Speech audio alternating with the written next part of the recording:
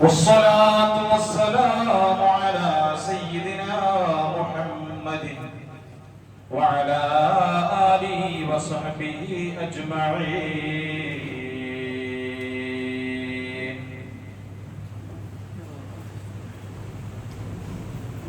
ومن ذكر رب المهيمين خاليا ففاضت به عيناه خوف نقالي.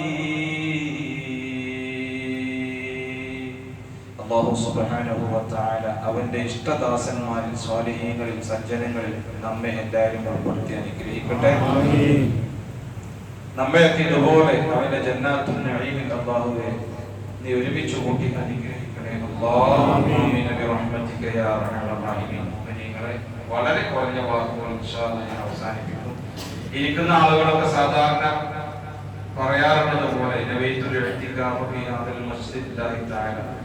അല്ലാഹുവിന്റെ വിശുദ്ധമായ പള്ളിയിൽ ഇഅ്തികാഫിന്റെ നിയ്യത്തോടു കൂടി ഇരിക്കുക. ഒരു സഹോദരൻ എന്നെ വിളിച്ചു പറഞ്ഞു, ഞാനിവിടെ പള്ളിത്തോടുകൂടി 20 കഴുങ്ങുതൈ വെച്ചു പിടിപ്പിച്ചിട്ടുണ്ട്, ദുആ ചെയ്യണം. അല്ലാഹു ഖബൂലാക്കുമാറാകട്ടെ. ഒരു മരം നട്ടുപിടിപ്പിച്ചു കഴിഞ്ഞാൽ അതിൽ നിന്നും ഫലം വരുമ്പോൾ അതിന്റെ സ്വതക്ക മുറിയാതെ അത് സ്വതക്കയായിട്ട് തന്നെ ആ മനുഷ്യന് ലഭിക്കുന്ന അല്ലാഹു അതുപോലെ ആ മനുഷ്യന് പ്രതിഫലം നൽകി അനുഗ്രഹിക്കുമാറാകട്ടെ.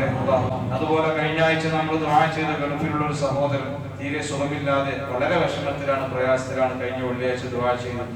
ഇപ്പോ വിളിച്ചു പറഞ്ഞത് അൽഹംദുലില്ലാഹ് ഖറാഹത്തായി, സന്തോഷമായി, പൂർണ്ണമായും മാറി. അല്ലാഹു ആ സഹോദരനെ ഇനിയും എല്ലാവിധ സുഖ സൗകര്യങ്ങളും റാഹത്തും സന്തോഷവും നൽകി അനുഗ്രഹിക്കട്ടെ.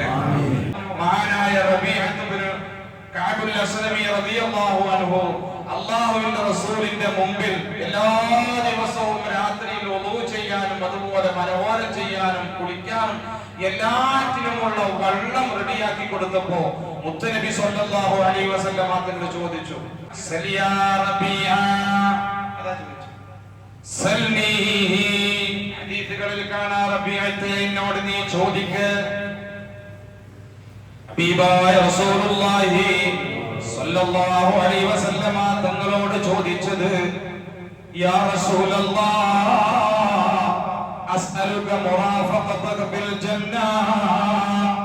നബിയേ, എനിക്ക് ദുനിയാവിലൊന്നും വേണ്ട, എനിക്കൊന്നും ഇവിടെ വേണ്ട. പക്ഷേ നാളെ പരലോകത്ത് വരുമ്പോ നാളെ തങ്ങളോടൊപ്പം നബിയേ അസ്അലുക മുറാഫഖതക ഫിൽ ജന്നah, തങ്ങളോടൊപ്പം എനിക്കും സ്വർഗ്ഗത്തിൽ ഒരുമിച്ച് കൂടണം നബിയേ. ഹബീബായ റസൂലുള്ളാഹി സ്വല്ലല്ലാഹു അലൈഹി വസല്ലം തങ്ങൾ പറഞ്ഞു, അവഗൈറ ദാലിക യാ റബീഅ, ഇതല്ലാതെ വേറെന്തെങ്കിലും ചോദിക്കൂ. കുറച്ച് പ്രയാസാണത്. ഇതല്ലാതെ വേറെന്തെങ്കിലും ചോദിക്കൂ. ഇല്ല നബിയേ, എനിക്കത് മതി. മുഅ്മിനീങ്ങളെ, എന്നെ കേൾക്കുന്ന, എന്റെ ശബ്ദം കേൾക്കുന്ന എന്നോട് നിങ്ങളോട് പറയാനുള്ളത്, ആ സമയത്ത് മുത്തനബി സ്വല്ലല്ലാഹു അലൈഹി വസല്ലം തങ്ങൾ പറഞ്ഞത്, എന്നാൽ ഫഅഇനി അലാ ദാലിക ബികഥറത്തി സുജൂദ്. റബീഅത്തെ, റബീഅ, ധാരാളം സുജൂദ് ചെയ്തുകൊണ്ട്, ധാരാളം സുജൂദ് ചെയ്തുകൊണ്ട് നീ എന്നെ സഹായിക്കണേ റബീഅ. സുജൂദുകളുടെ എണ്ണം അധികരിപ്പിക്കണേ റബീഅ. ഞാൻ എന്തിനാണിത് പറഞ്ഞതെന്നറിയോ മുഅ്മിനീങ്ങളെ? അത്റബുമായ യഖൂലുൽ അബ്ദു മിർ റബ്ബിഹി ഫഹുവ സാജിദുൻ. ഒരടിമ അല്ലാഹുവിലേക്ക് ഏറ്റവും അടുത്ത സമയം തന്റെ ശിരസ് നിലത്ത് വെക്കുന്ന സമയമാണ്, തന്റെ തല താഴെ വെക്കുന്ന സമയമാണ്, സുജൂദ് ചെയ്യുന്ന സമയമാണ്. രാജാതിരാജനായ റബ്ബുൽ ഇസ്സത്തായ അല്ലാഹുവിന്റെ മുമ്പിൽ മാത്രമേ സുജൂദ് ചെയ്യാൻ പാടുള്ളൂ. വേറൊരു സൃഷ്ടിയുടെ മുമ്പിലും സുജൂദ് ചെയ്യാൻ പാടില്ല. റബ്ബിന്റെ മുമ്പിൽ മാത്രം. അതാണ് റസൂൽ മുഹമ്മദ് മുസ്തഫ സല്ലല്ലാഹു അലൈഹി വസല്ലം തങ്ങൾ പറഞ്ഞു, ലോ കുന്തു ആമിറൻ അഹദൻ അൻ യസ്ജുദ ലി അഹദിൻ ലഅമർതുൽ മർഅത അൻ തസ്ജുദ ലി സൗജിഹാ. ഒരാളോട് അല്ലാഹുവിന്റെ മുമ്പിലല്ലാതെ വേറൊരു സൃഷ്ടിയുടെ മുമ്പിൽ സുജൂദ് ചെയ്യാൻ ഞാൻ കൽപ്പിക്കുകയാണെങ്കിൽ, ഒരു ഭാര്യയോട് ഭർത്താവിന്റെ മുമ്പിൽ സുജൂദ് ചെയ്യാൻ ഞാൻ കൽപ്പിക്കുമായിരുന്നു. മുഹമ്മദ് മുസ്തഫ. സുജൂദ് 4 വിധത്തിലുള്ളൂ. സുജൂദ് 4 വിധം. ഒന്ന് നിസ്കാരത്തിലെ സുജൂദ് പഠിച്ചോളി. ഒന്ന് നിസ്കാരത്തിൽ നമ്മൾ ചെയ്യുന്ന സുജൂദ്. രണ്ടാമത്തെ സുജൂദ് സഹ്വിന്റെ സുജൂദ്. അത് നിസ്കാരത്തിലാണ്. എന്തെങ്കിലും നമ്മൾ മറന്നു നിസ്കാരത്തിൽ അബ്റാദു സുന്നത്തിൽപ്പെട്ട എന്തെങ്കിലും മറന്നാൽ സലാമോട്ടുന്നതിന്റെ മുമ്പ് 2 സുജൂദ് ചെയ്യും. അതാണ് സഹ്വിന്റെ സുജൂദ്. രണ്ടാമത്തെ ഐറ്റാണ്. മൂന്നാമത്തെ ഐറ്റം തിലാവത്തിന്റെ സുജൂദ്. ഖുർആൻ ഓതിക്കൊണ്ടിരിക്കുമ്പോ 14 സ്ഥലങ്ങളിൽ, ഖുർആനിൽ 14 സ്ഥലങ്ങൾ അവിടെ അടയാളം സജദ, സുജൂദ് ചെയ്യണമെങ്കിൽ അർത്ഥം. അത് ഓതിക്കഴിഞ്ഞാൽ, ആയത്ത് ഓതിക്കഴിഞ്ഞാൽ ഒരു സുജൂദ് ചെയ്യാം, ഒരു സുജൂദ്. നാലാമത്തത് ശുക്രിന്റെ സുജൂദ്. അത് അള്ളാഹുവിന്റെ മുമ്പിലാണ്. ശുക്രിന്റെ സുജൂദ് പറഞ്ഞാൽ ഒരാൾക്ക് ഒരു അനുഗ്രഹം കിട്ടി, ഒരു നന്മ ഉണ്ടായാൽ അതിന് നന്ദി രേഖപ്പെടുത്തി സന്തോഷം പ്രകടിപ്പിച്ചുകൊണ്ട് അള്ളാഹുവിന്റെ മുമ്പിൽ സുജൂദ് ചെയ്യും. ഇതൊക്കെ നമ്മൾ ചെയ്യുന്ന ആരുടെ മുമ്പിലാ? രാജാതിരാജനായ റബ്ബിന്റെ മുമ്പിൽ. അല്ലാതെ ഒരു സൃഷ്ടിയുടെ മുമ്പിലും സുജൂദ് ചെയ്യാൻ പാടില്ല.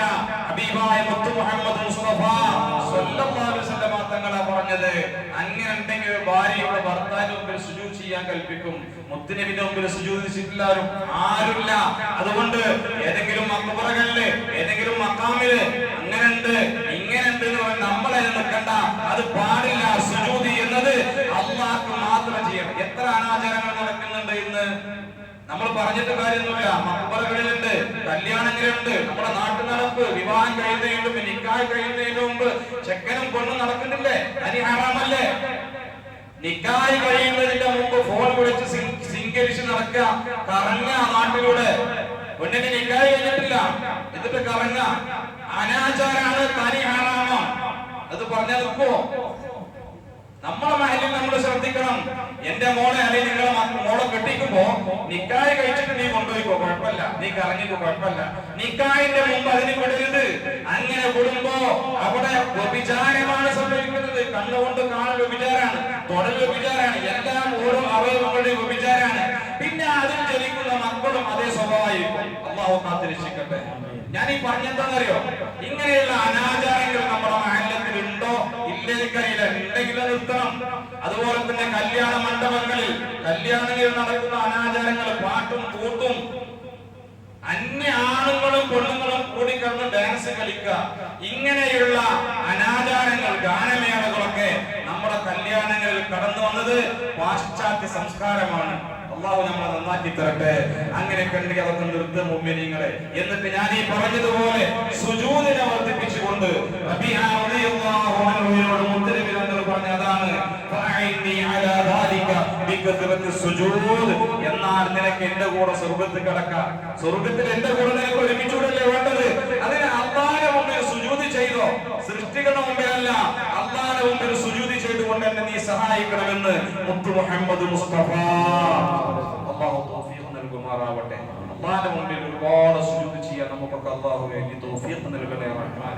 ഞങ്ങളെ ഖൽബുകളെ നന്നാക്കി തരണേ അല്ലാഹ്. ഞങ്ങളുടെ മഹല്ലത്തിൽ ഓരോ ദിവസവും സുബ്ഹിക്ക് ഇവിടെ നിസ്കരിക്കാനും ക്ലാസ്സിൽ പങ്കെടുക്കാനും ആത്മാർത്ഥമായിട്ട് എന്റെ മുന്നിൽ നിൽക്കുന്ന ഒരുപാട് ആളുകൾ വരാറുണ്ട്. റബ്ബേ, എല്ലാം നീ കബൂലാക്കണേ റഹ്മാനെ. അവർക്കൊക്കെ ഞങ്ങൾക്കൊക്കെ അർഹമായ പ്രതിഫലം ഇരുലോകത്തും നീ നൽകണേ അല്ലാഹ്. ഞങ്ങളെ ഖൽബുകളെ നന്നാക്കി തരണേ റഹ്മാനെ. ഞങ്ങളുടെ എല്ലാ തെറ്റുകുറ്റങ്ങളും നീ വിട്ടുപുറത്ത് മാപ്പാക്കണേ അല്ലാഹ്. നീ ഇഷ്ടപ്പെടുന്ന യഥാർത്ഥ മുഅ്മിനീങ്ങൾ, സജ്ജനങ്ങൾ, സ്വാലിഹീങ്ങൾ ഞങ്ങളെയും കുടുംബങ്ങളെയും നീ ഉൾപ്പെടുത്തണേ അല്ലാഹ്.